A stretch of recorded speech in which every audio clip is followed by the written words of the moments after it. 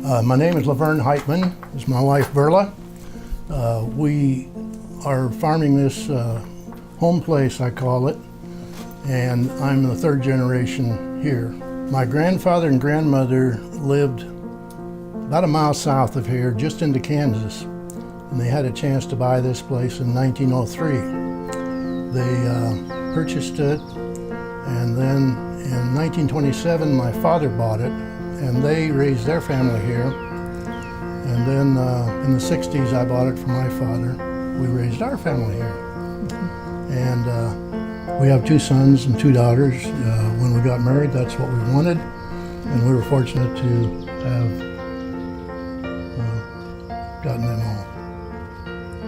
When I graduated from college, I went to UNL and graduated with a degree in ag economics, and got a job for a couple years working as a commodity broker.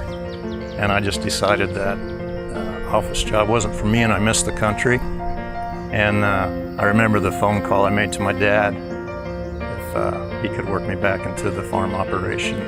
There was no hesitation on Dad's part, and he just welcomed me back with open arms into the operation, and that meant a lot to me.